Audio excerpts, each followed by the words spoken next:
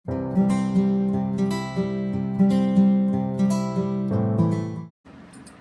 Friends, welcome to Roja classic. இன்றைக்கி நம்ம வீடியோவில் மசாலா மக்ரோனி செய்யறதுக்கு ஒரு 1/2 kg அளவுக்கு மக்ரோனி நான் வேக வச்சு தண்ணிலாம் வடித்து வச்சுருக்கிறேன்.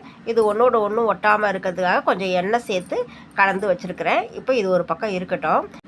அடுத்து இதில் சேர்க்கறதுக்கு தேவையானலாம் காய்கறியெல்லாம் நான் கட் பண்ணி எடுத்து வச்சுருக்கிறேன். இதில் காய்கறியோட அளவு பார்த்திங்கன்னா ஒரு 1/2 கிலோவுக்கும் கொஞ்சம் அதிகமாகவே இருக்கும். அந்தளவுக்கு நான் காய்கறியெல்லாம் கட் பண்ணி எடுத்து வச்சுருக்கிறேன். இது செய்யறதுக்கு நல்லா வானொலியில் கொஞ்சம் பெரிய வானொலியாக அடுப்பில் வச்சுட்டு தேவையான அளவுக்கு முதல்ல ஒரு 2 ஸ்பூன் அளவுக்கு எண்ணெய் சேர்த்துடலாம். நம்ம காய்கறியெல்லாம் சேர்த்து மசாலா மக்ரோனி செய்ய போகிறோம். நம்ம கூட முட்டையும் சேர்த்துக்கலாம். இதுக்கு நான் ஒரு 5 முட்டை அளவுக்கு எடுத்துருக்கிறேன். 1/2 கிலோ மக்ரோனிக்கு ஒரு 5 முட்டை அளவுக்கு எடுத்துருக்கேன். இப்போ இதை வானொலியில் சேர்த்துடலாம்.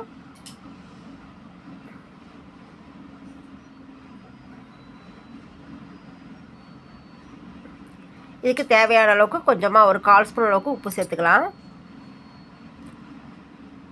அதே போல் கொஞ்சமாக மிளகுத்தூள் சேர்த்துடலாம். மிளகுத்தூள் பார்த்திங்கன்னா ஒரு 1/2 ஸ்பூன் அளவுக்கு சேர்த்துருக்குறேன். இது எப்படியே எல்லாத்தையும் ஒன்றா கலந்து விட்டு நல்லா வெந்து வர வரைக்கும் நல்லா மிக்ஸ் பண்ணி விட்டுக்கலாம்.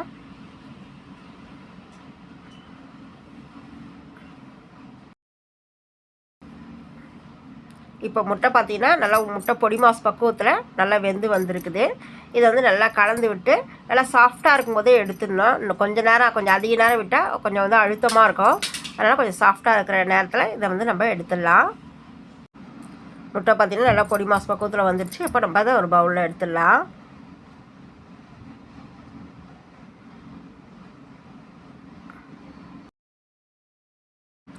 அடுத்து இது செய்யறதுக்கு தேவையான அளவுக்கு நம்ம எண்ணெய் சேர்த்துக்கலாம். எண்ணெயோட அளவு பார்த்திங்கன்னா ஒரு 4-5 ஸ்பூன் அளவுக்கு சேர்த்துடலாம்.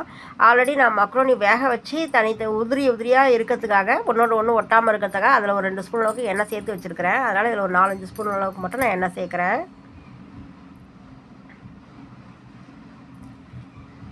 எண்ணெய் நல்லா ஒரு மிதமான சூட்டில் இருக்கும்போது பொடியாக நறுக்குன்னா பூண்டு பல் சேர்த்துடலாம். பூண்டு பல் பார்த்திங்கன்னா இன்னும் கூட கொஞ்சம் பொடியாக நறுக்கி சேர்த்துடலாம். நான் கொஞ்சம் பெருசாகவே நறுக்கி சேர்த்துருக்குறேன்.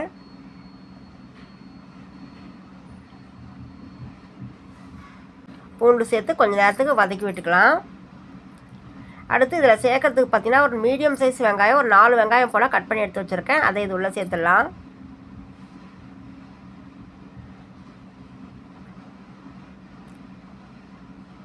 இப்போ வெங்காயம் பார்த்திங்கன்னா நல்லா ஒரு கண்ணாடி பக்குவத்துக்கு வதங்கி வரணும். அது வரைக்கும் இது நல்லா பரட்டி விடலாம். கொஞ்சம் சீக்கிரமாக வதங்கிறதுக்காக இதில் ஒரு 1/4 ஸ்பூன் அளவுக்கு மட்டும் நான் உப்பு சேர்க்குறேன். சேர்த்துட்டு இதை கொஞ்சம் நேரத்துக்கு வதக்கி விட்டுடலாம். வெங்காயம் பார்த்திங்கன்னா கண்ணாடி பக்கம் வந்துருக்குது பாருங்கள். இந்த அளவுக்கு வந்ததுக்கப்புறம் நம்ம கட் பண்ணி எடுத்து வச்சுக்கிற இந்த முட்டைக்கோஸு, பீன்ஸு, குடமிளகாய், பச்சை மிளகாய் எல்லாமே உள்ளே சேர்த்துடலாம்.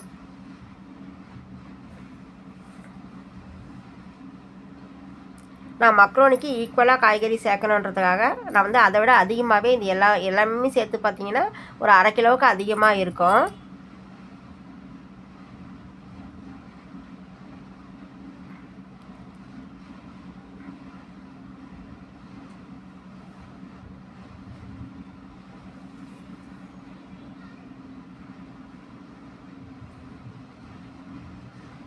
துருவுன கேரட் துருவுலையும் உள்ளே சேர்த்துடலாம்.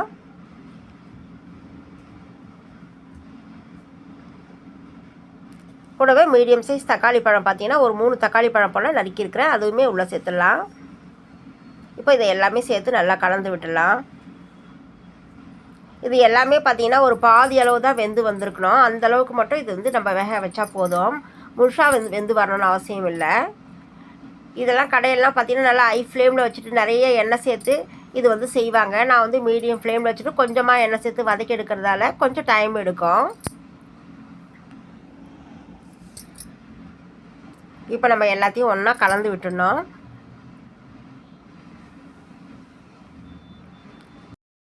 இப்போ நம்ம சேர்த்துருக்கிற காய்கறியெல்லாம் நல்லா ஒன்றா மிக்ஸ் பண்ணி விட்டுட்டு இப்போ இந்த காய்கறி எல்லாத்துக்கும் சேர்த்து ஒரு 1/2 ஸ்பூன் அளவுக்கு மட்டும் உப்பு சேர்த்துடலாம்.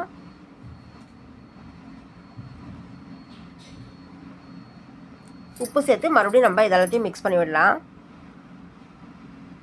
ஃப்ளேம் பார்த்திங்கன்னா மீடியம் ஃப்ளேமில் வச்சுருக்கிறேன்.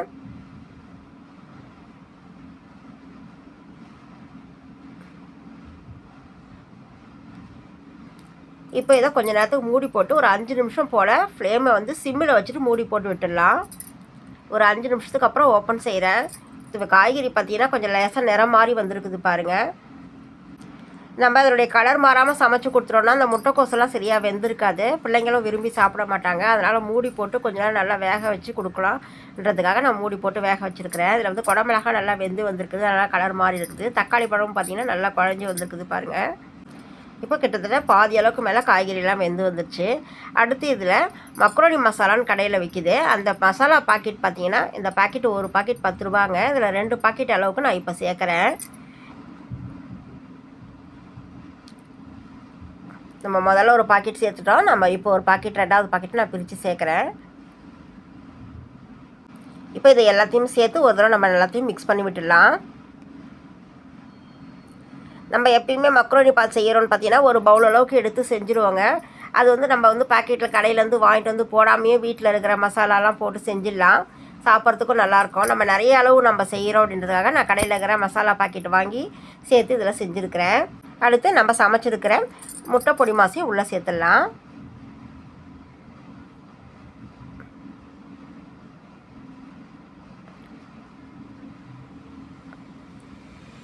இதையுமே சேர்த்து ஒரு தடவை நம்ம கலந்து விட்டுடலாம்.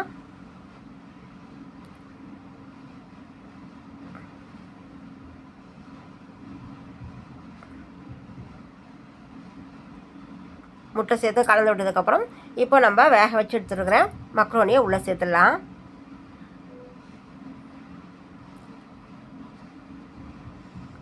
இந்த மக்ரோனி வேக வைக்கும் போதும் பார்த்தீங்கன்னா நான் கொஞ்சமாக உப்பு சேர்த்து வேக வச்சுருக்கிறேன். அதே போல் நம்ம மசாலா பாக்கெட் சேர்க்குறோம் இல்லைங்களா, அதுவுமே கொஞ்சம் உப்பு கலந்த போல் இருக்குது. அதனால் நம்ம உப்போட அளவு பார்த்திங்கன்னா டேஸ்ட் பண்ணி பார்த்துட்டு கூட நம்ம சேர்த்துடலாம். அதனால் உப்போட அளவு கொஞ்சம் கம்மியாக தான் சேர்த்துருக்குறேன். அடுத்து இதுக்கு மேலே மறுபடியும் ஒரு பாக்கெட் அளவுக்கு மசாலா சேர்த்துடலாம்.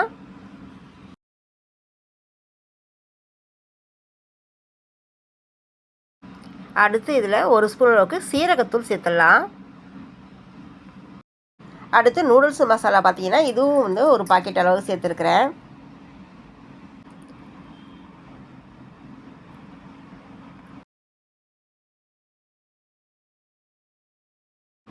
அடுத்து இதில் ஒரு 2 ஸ்பூன் அளவுக்கு சோயா சாஸ் சேர்த்துடலாம்.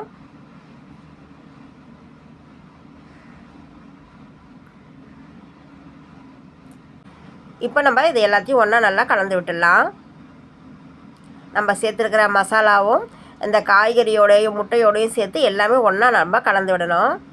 பொதுவாக மக்ரோனி பார்த்திங்கன்னா நம்ம கொஞ்சமாக தான் செய்வோம் வீட்டில் செய்யும்போது, இந்தளவுக்கு அதிக அளவில் செய்ய மாட்டோம். அதனால் மசாலாவுடைய அளவெல்லாம் பார்த்திங்கன்னா இதில் வந்து சரியான அளவு வந்து சொல்ல முடியல. நானுமே நிறையா செஞ்சதால் கொஞ்சம் டேஸ்ட் பண்ணி பார்த்துட்டு அதுக்கு தகுந்த போல் தான் அந்த மசாலாலாம் சேர்த்து நான் வந்து சமைச்சேன். இப்போ எல்லாமே நல்லா கலந்து வர்றதுக்கு நல்லா ஒரு 5-6 நிமிஷத்துக்கு நான் நல்லா எல்லாத்தையும் கலந்து விட்டுட்டுருக்கேன்.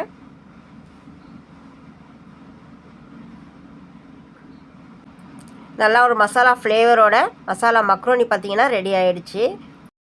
கடையிலலாம் பார்த்திங்கன்னா நல்லா ஹை ஃப்ளேமில் வச்சுட்டு டக்கு டக்குன்னு செஞ்சு கொடுத்துருவாங்க. நான் வந்து பார்த்திங்கன்னா நான் அதிக அளவிலும் இன்றைக்கி சமைச்சிருக்கிறோம். அதனால் மீடியம் ஃப்ளேமில் வச்சுட்டு கொஞ்சம் டைம் எடுத்து தான் நான் பொறுமையாக சமைச்சேன். இதை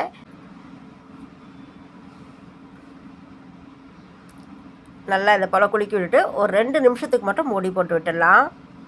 ஒரு 2 நிமிஷத்துக்கு அப்புறம் ஓப்பன் செய்கிறேன். ஓப்பன் செஞ்சுட்டு கடைசியாக ஒரு 3/4 ஸ்பூன் அளவுக்கு மிளகுத்தூள் சேர்த்துடலாம். சேர்த்து ஒரு தடவை கலந்து விட்டுடலாம்.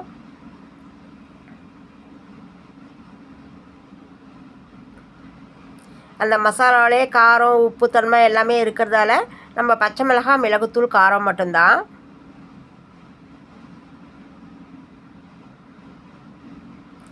அவ்வளோதாங்க என்னோடய செய்முறையில் நான் செஞ்சுருக்கிறேன். இந்த மசாலா மக்ரோனி பார்த்திங்கன்னா சாப்பிட்றதுக்கு ரொம்பவே பிள்ளைங்க எல்லாருமே ரொம்ப விரும்பி சாப்பிட்டாங்க. நல்லா இருக்குதுன்னு சொன்னாங்க. கடைசியாக கொஞ்சம் மல்லித்தழையை தூவிட்டோன்னா ரொம்பவே சுவையான மசாலா மக்ரோனி ரெடி ஆகிடுச்சு. அதிக அளவில் செய்யும்போது கொஞ்சம் எனக்கு தயக்கமாக தான் இருந்தது. பட் நான் வந்து டேஸ்ட் பண்ணி பார்த்துட்டு நான் அதை தேவையான அளவுக்கு இந்த மசாலா பாக்கெட்லாம் சேர்த்து செஞ்சதால் சாப்பிட்றதுக்கு ரொம்ப ருசியாக இருந்தது. என்னோடய செய்முறையில் நான் செஞ்சுருக்கிறேன் இந்த மசாலா மக்ரோனி ரெசிபி எப்படி இருந்ததுன்னு சொல்லிட்டு நீங்கள் கமெண்ட்ஸை சொல்லுங்கள். உங்களுக்கு என்னோட இந்த வீடியோ பிடிச்சிருந்தா நிறைய லைக் பண்ணி நிறைய ஷேர் பண்ணுங்கள். வீடியோ பார்க்குறவங்க ரோஜா கிளாசிக் சேனலுக்கு சப்ஸ்கிரைப் பண்ணிவிடுங்க. நம்ம அடுத்த வீடியோவில் பார்க்கலாம். தேங்க்யூ.